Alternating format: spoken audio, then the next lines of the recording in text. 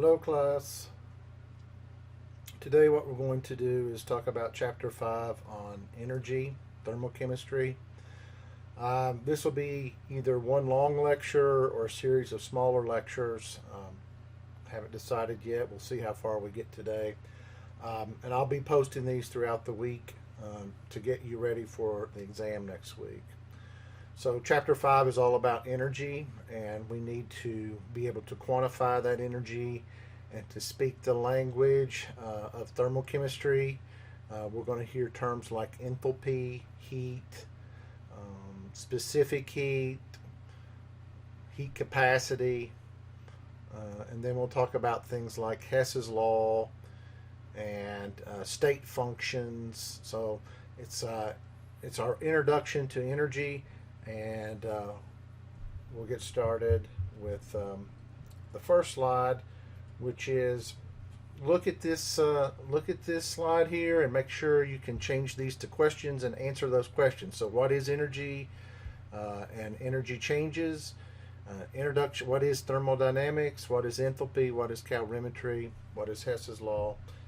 And spend some time on this last one, the standard enthalpies of formation, because I find students get, right at the end of the semester and they just kind of maybe not take that last section too seriously, but it's really important. It defines what we consider zero energy. We have to have a defining point, much like we define sea level as being zero in height. We have to have a 0 point for enthalpy.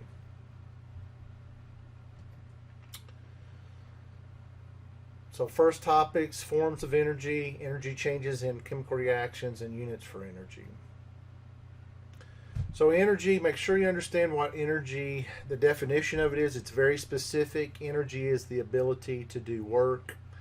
If it doesn't do work, then it's not considered energy. And just to keep in mind that what is work? So let's define that as well. And so work is equal to, let me get my pen situated here. Work in its simplest form is equal to a force times a distance.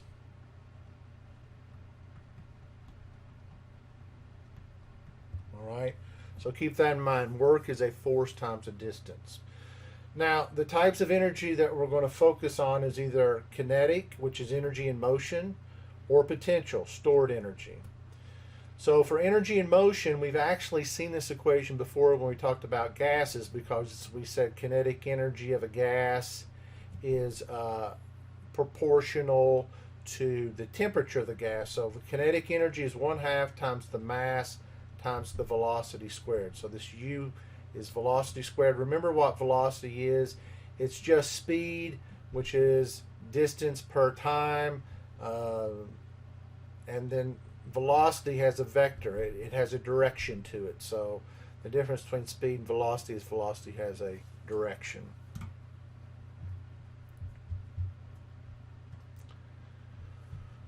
So there's different types of energy. There is thermal energy. There is electrical energy, there's light energy, and with thermal energy, we generally measure changes in thermal energy with temperature. Keep in mind that, let's talk about differences in temperature. If I have two blocks of metal, exactly the same type of metal, and they're in contact with one another, and the temperature of this block is greater than the temperature of this block, all right? So what does that mean? That means the molecules or atoms inside this block are vibrating much faster, or moving much faster backwards and forwards or in any direction than the molecules or atoms in this block. So what we know, and this is the first law of thermodynamics, that heat will always flow from the higher temperature to the lower temperature until both blocks are of the same temperature. So what we're measuring here is thermal energy through temperature.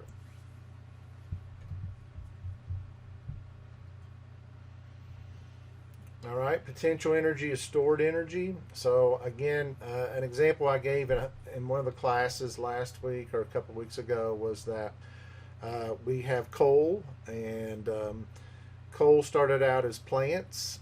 They absorbed energy from the sun, nutrients from the soil, grew as a plant. Eventually, they fell over. They got buried in the ground, and over a course of thousands of years, the pressure and temperature underneath the ground converted this plant material into coal, and coal has stored potential energy, and we would call that chemical energy. So it has stored energy in its bonds and its structural units. So we would call that chemical energy, just like a piece of charcoal. All right. And so when we burn this coal and bonds are broken, that requires energy. But when new bonds are formed with, say, oxygen in the air, then energy is released. So once the coal burns, we use the heat generated by the coal which is transferred to water, and then the water becomes steam because we raise the temperature of the water and then change its phase from liquid to gas phase, and the steam is then used as thermal energy, as kinetic energy to rotate a turbine. And that turbine is mechanical energy. As the steam hits the turbine fans, it causes the fan to spin, which rotates a rod in the generator, and then that rotates a generator, which converts this mechanical energy, the rotation of the rod, into electrical energy. And then the electrical energy goes across the wires, eventually comes into your building. You turn on a light switch, and now that electrical energy is converted to light. So just kind of think of the processes that we go through to generate or convert one form of energy to another. There's also another type of energy, and we've seen this as well, and that is electrostatic energy, like the energy that holds an ionic bond together.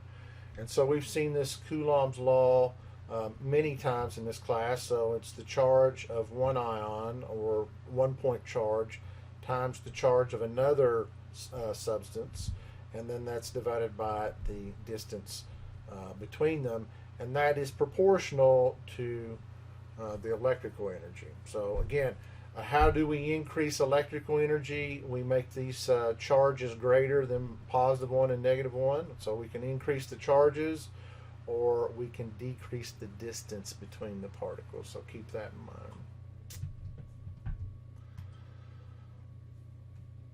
So kinetic and potential energy are interchangeable, or interconvertible, I should say. And so I demonstrate, if you lift a pencil off your desktop, you are doing work. You are using the force of your hand to go against the gravitational pull on the pencil, and you're moving it a distance upward. And so you are adding potential energy to the pen so that when you let go of it, it falls back to the desk. That is kinetic energy. And when that pen hits your desk, you hear a sound. So some of the kinetic energy is converted to sound. And if we did it over and over again, the desk would actually get a little bit warmer. All right. So there is the law of the conservation of energy, that all the energy in the universe is already here. And so some ways, the simplest way maybe to write the law of the conservation of energy is to say the change in energy of the universe is equal to 0. All right. So all energy, if something loses energy in the universe, something has to gain that energy. So the change in energy of the universe is 0. Another way of writing this is the energy of the system plus the energy of the surroundings must equal 0. Or maybe I should say the change in energy of the system and the change in energy of the surroundings. All right. So no energy is created or destroyed. All we're doing is changing energy from one form to another. So it's important that when anytime you're doing an experiment that you define the system, the thing that you're interested in probing or learning more about, and then the rest of the the area or universe outside of what you're studying, which is called the surroundings. All right, so we also have to define heat, and that's what we just saw a minute ago, is that heat is the transfer of thermal energy between two bodies that are at different temperatures, and the heat will flow from higher temperature to lower temperature until both things have the same temperature. And again, this is why we're always concerned about people being outdoors, and even if the temperature is 70 degrees outside, if you're not eating any food, your body starts to lose heat, and eventually your body becomes the temperature of the outdoor temperature, and we would say that's hypothermia. Now, it's much more severe when the temperature is really cold, like 0 degrees Celsius or 32 degrees Fahrenheit, but you can die of hypothermia even at higher temperatures if you don't have any way to mitigate the loss of heat. So in chemistry, that's one of the things we really study, is where does the heat go? And the way we can do that is through temperature change. So we define heat flow in a couple of different ways. One is, does the heat flow from the system to the surroundings, or does the heat flow from the surroundings into the system? So if the heat flows from the system into the surroundings, we call that an exothermic process. So exo, you probably heard of the word exo, like exoskeleton, like maybe a lobster. Exo means outside, so outside heat process. And so that's what we see here, is that we start off with our reactants, hydrogen and oxygen gas, that have this much stored potential energy. We add a spark, and then we have an explosive reaction, and water is the product. And so what we are studying is this chemical reaction. That is our system. And when the system reacts, in this particular reaction, the heat is given off by the system. And you guys know this. If you've ever seen, the space shuttle go up, there was a liquid oxygen, hydrogen rocket. And that when those two things combine, hydrogen and oxygen, we form water. And the water is of lower energy than these reactants, hydrogen and oxygen, and so when this reaction happens, heat is given off by the system, the reaction, to the surroundings, and we see that as heat, or the flame coming out of the end of the rocket. So your reactants, your products, that is your system, and this system has energy as a product being formed. If you see energy on the product side, you know that it's an exothermic process, that the heat is being released from the system to the surroundings. In contrast is when we have an endothermic process. So in an endothermic process, notice that endo means inside, like endoscopic, endoscopy, going inside. We usually use that as like endoscopic surgery, where we're using some type of fiber optic to go inside the body to see what we're operating on. So endo means inside. And here what we're saying is the heat is being absorbed by the reactant. So notice the energy is on the reactant side and not the product side. So that's a giveaway to say, hey, this is definitely an endothermic process. Energy is going inside the system in order for the reaction to happen. So here's what we're doing. We're starting off here with our reactant. Here's a good time to practice what's the name of this compound. You could hit pause here and try to name it. All right. It's mercury 2 oxide, or mercuric oxide. So if we heat mercuric oxide a solid, it forms liquid mercury and it releases oxygen gas. All right. So we have to add energy in order to decompose the mercury 2 oxide into mercury and oxygen. So this is a decomposition reaction. And remember, it always takes energy to break bonds. So yes, we're breaking the bond between mercury and oxygen. And even though this is more than likely a polar covalent bond, it is a metal with a nonmetal. So there's quite a bit of energy in the chemical bond between the mercury and the oxygen. And yes, some energy is released when the two oxygens bond together to form diatomic oxygen. But overall, it requires energy for this reaction to happen. So heat is absorbed by the reactant or the system, this chemical equation. And so because heat is going from the surroundings into the system, we call that an endothermic process. And you go, how am I supposed to know if it's endothermic or exothermic? Well, they will give you clues. If you see that energy is on the product side, on the reactant side, then you would think you should know that this is an endothermic process. Whereas if energy is on the product side, like we saw in the last slide, then you know this is an exothermic process. So that's one clue.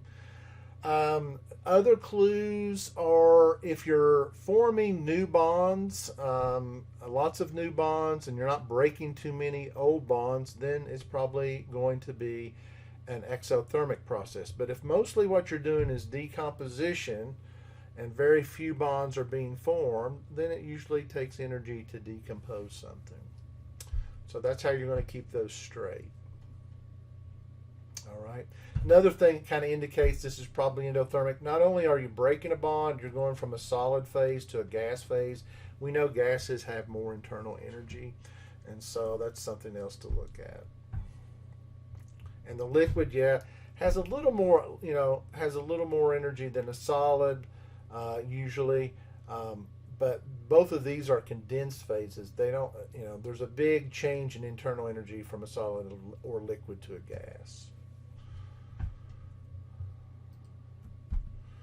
All right, we've gone over this a lot, and here it is again. You need to be able to break down the kinetic energy into joules and what are the units for joules. So that's what they're showing here. Kinetic energy is 1/2. Remember the metric unit for mass, the base unit is kilogram, and then we have speed, which is meters per second in this case. So it's distance per time, and we're squaring that. And so we end up getting a kilogram meter squared per second squared, and that is what a joule is. Now, we could, a Newton is a kilogram meter per second squared, so a joule can also be written as 1 Newton meter. All right, so know these units, be able to go from these units to these units, and to know that that's what a joule is.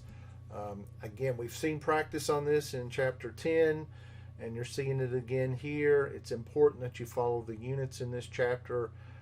They will help you guide you to the correct answer. So if you're lost on your units, you're not writing your workout, you're going to have some difficulty here. All right, so let's look at our first question. Calculate the kinetic energy of a helium atom moving at a speed of 125 meters per second. And B, how much greater is the magnitude? How much greater is the amount of electrostatic attraction between an electron and a nucleus containing 3 protons versus that between an electron and nucleus containing 1 proton. Assume that the distance between the nucleus and the electron is the same in each case. So you may want to stop the video here and try working this problem out yourself. What you should be thinking at this point is, kinetic energy. Kinetic energy is equal to 1/2 times the mass times the velocity squared. And I did use a V instead of U. It's okay. Generally, we do use a V. U is generally speed, so that's okay. And then this one, because we're talking about charges, you ought to be thinking, oh, we're talking about electrical charge. You ought to be thinking about charge 1 times charge 2 divided by the distance, which is remaining the same in both scenarios. So those are the equations that should pop up into your mind when you read these problems. And then it's a matter of pulling the information together. So you know what the velocity is for this one. And the question is, then what's the mass of this? And how do I get that in? It has to be in kilograms, right? This has to be in kilograms. How do I get from helium atom to kilograms? That's the question. And if you can do that, you're in great shape. If you can't, you've got some work to do. And actually, this ties into something we actually did in Chapter 2. So they're assuming it's not been that long ago since we've been in Chapter 2, but it's an important thing to remember. All right, so pause here, and then try working these problems out, and then let's look at the answer. All right, so here's how we deal with the helium. You know that one helium atom weighs 4.003 atomic mass units. And you go, okay, I know it's in atomic mass units, but I got to get it to kilograms.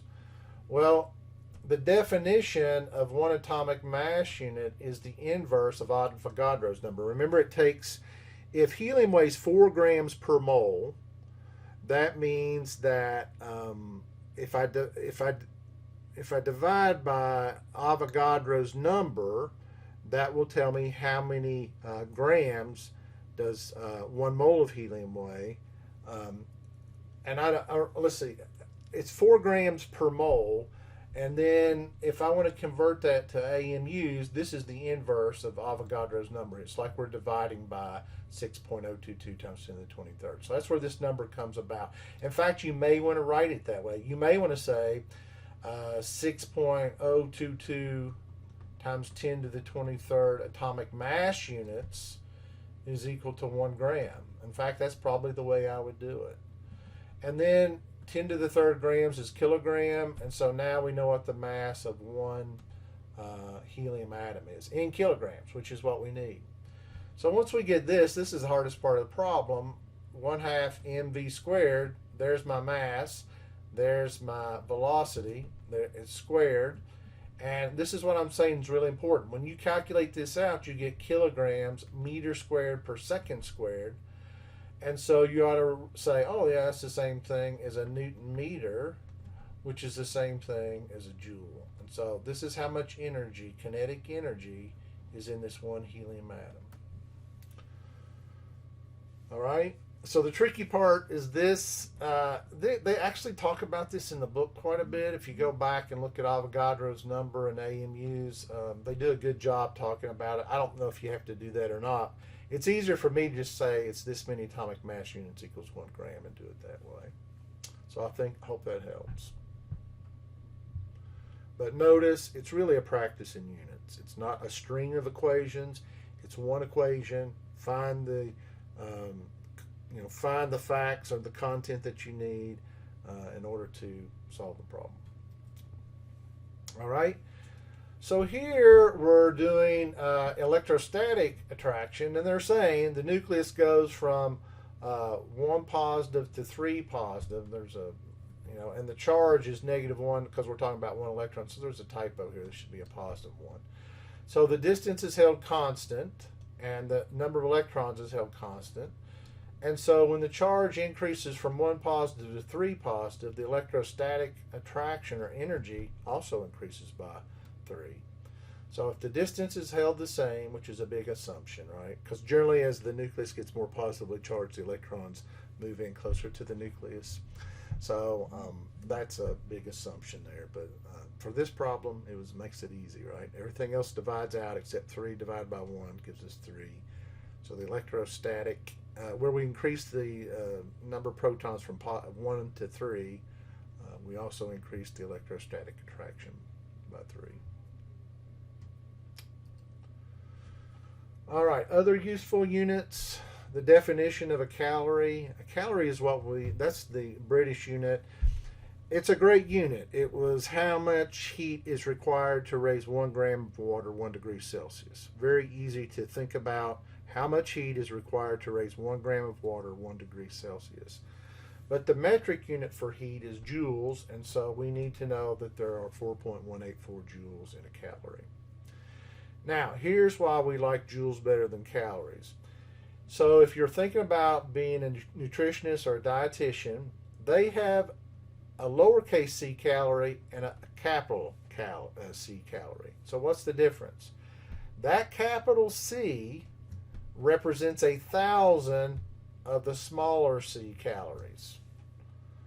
All right? Just by capitalizing the C, you now have 1,000 calories. I can't tell my lowercase c from my uppercase C a lot of times.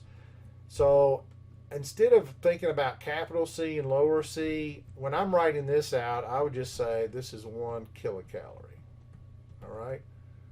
It's much easier to say 1 capital C calorie. Just write it as 1 kilocalorie. That way you won't make a mistake whether the C is capitalized or not, especially if you're conveying this information to other people. Now, typeface, like you can see in the problems on your homework, you'll be able to see the difference between a lowercase c and an uppercase c. But I just try to avoid that by saying 1 kilocalorie. So 1 kilocalorie, I would write it this way. 1 kilocalorie is equal to 4.184 kilojoules. All right? So notice it looks the same as this up here, because what we do? We just put a K here in front of this, and we put a K here in front of that. So don't get real confused about this. I mean, bottom line is to know the first one, and then know that if you want to change it to a scale, that most things in real world are in kilocalories and kilojoules. We don't generally measure things in the order of a small c calorie and just an individual joule. All right. I mean, when we're dealing with individual atoms, yes, joules may be the appropriate unit. But when we're dealing with moles of substance, kilojoule is going to be the unit of the day. All right. Let's talk about this, and then I'll talk about the systems, and then I'll stop this video so you can digest it. And like I said, I'll make other videos. What I want you to do is email me if you have questions. Again, this week, I know we're online only, and there was some question about maybe having a live lecture, but I just think it's better to break it down into little sections like this online. And if you've got things you're not understanding, just email me and then we can discuss it. But let's do this one last topic here before we end this video. So we said that it's really important that you define the system and the surroundings. The system is what you're interested in studying. Everything else is the surroundings. So if you're focused on the chemical reaction, you're going to look inside of the reaction or the beaker that the reaction's happening, and everything else, the beaker and everything else is going to be the surroundings.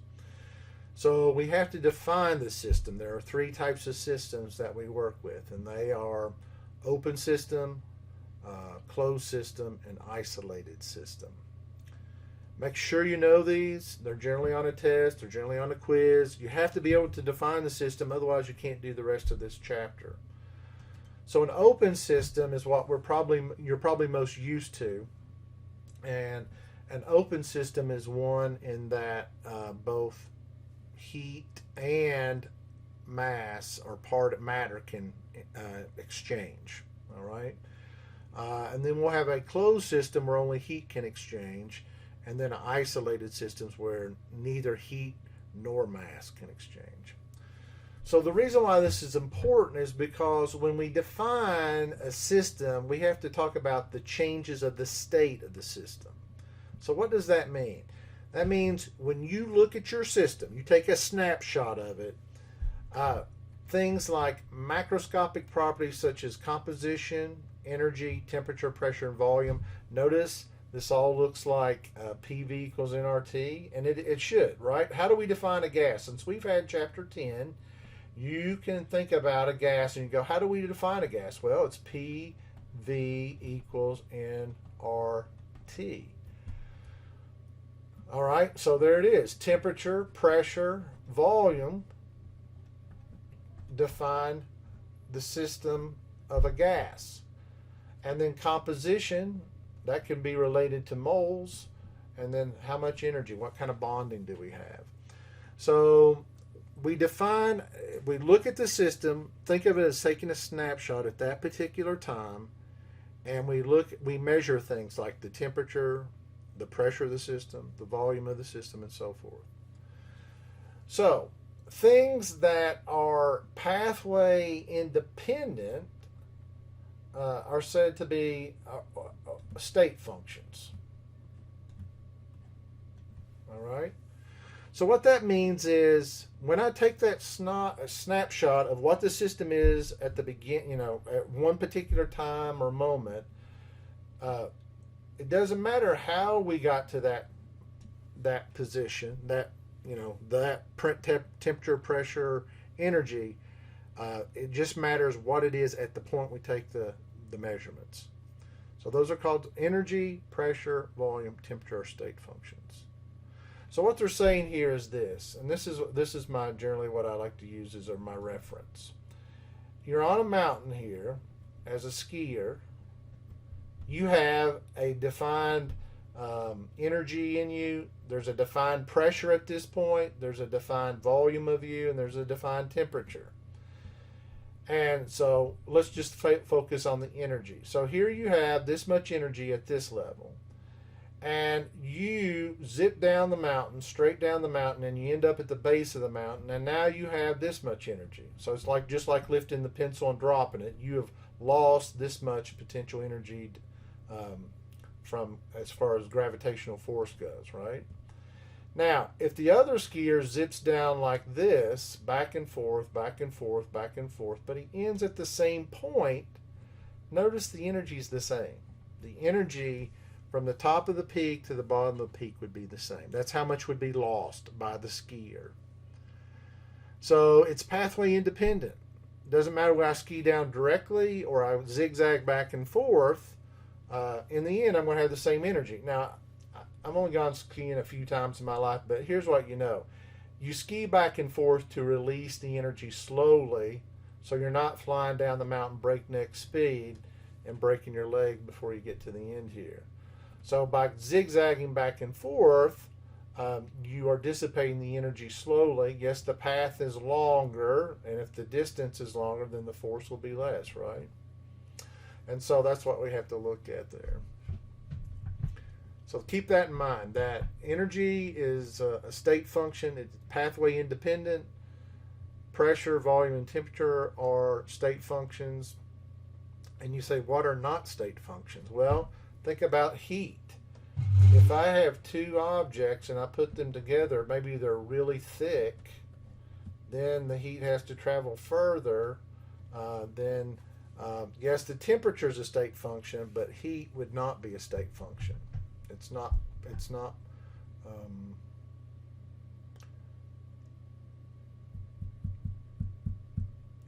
Heat has to travel a larger distance here. All right, so here again is examples we're talking about. A is what we call an open system. Again, heat and water vapor can exchange. Here we have a closed system where only heat can go in and out. So keep that in mind. A lot of people get this one and these two confused. Heat can flow in a closed system. This is why you don't heat up something in the microwave with the lid on, because the heat can increase, and then that can develop a pressure. These molecules start moving faster, which develops pressure, and then we have an explosion, right? And then an isolated system, probably not familiar with this. It's where we generally have some types of insulator, and this only happens temporarily, where neither heat nor matter can exchange. So this is an isolated system. All right, we'll stop here today, and I will develop another video. And as soon as I get these posted, I will let you know in a Blackboard announcement. And let's see, we've gone through 22 slides, so It's probably going to be like, you know, 3 or 4 PowerPoint presentations like this. And if you have questions, again, just make sure you email me. Thanks.